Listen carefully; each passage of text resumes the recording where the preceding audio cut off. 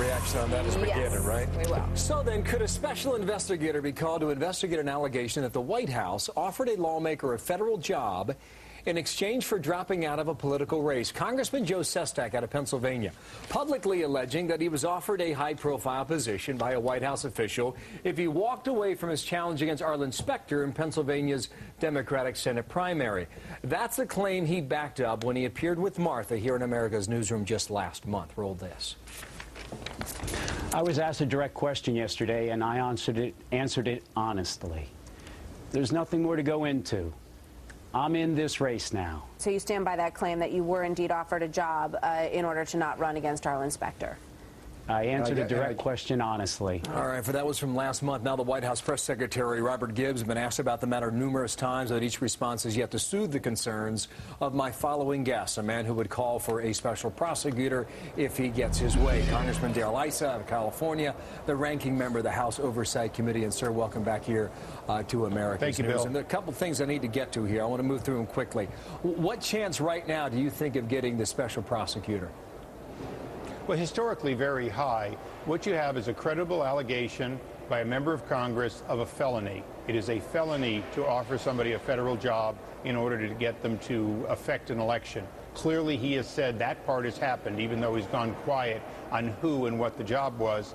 Secondly, Robert Gibbs has acknowledged that something was said or done or offered, but he said it wasn't problematic. I've asked him to answer in the core material, but unless we receive that answer, or unless that answer would be satisfactory, it's very clear that a special prosecutor is statutorily and historically the right way to go. So you're going because after the administration won't Robert investigate. Gibbs. You're going after Robert Gibbs at the moment. Do I hear you right?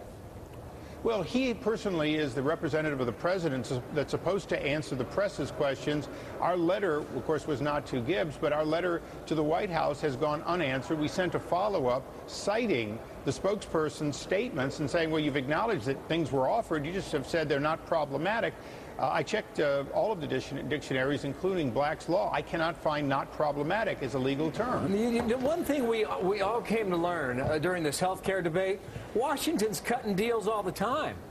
I mean, what's so different about this? I'm certain viewers are out there saying, you know, hey, I mean, if one thing occurred to us, you peel back the curtain here, and there are backroom deals happening all the time. Is the difference in this case that he basically admitted it publicly?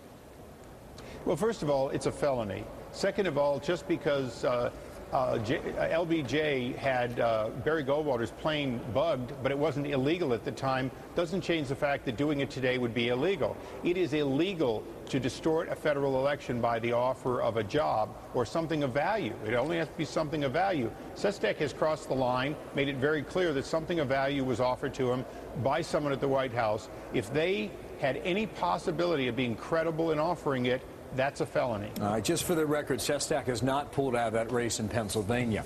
Topic number two, what are you to make and what do you expected to introduce to Congress with regard to these claims about abuse of members of Congress after the health care bill? There's been some fallout. A lot of people have asked about it. What's your position, sir?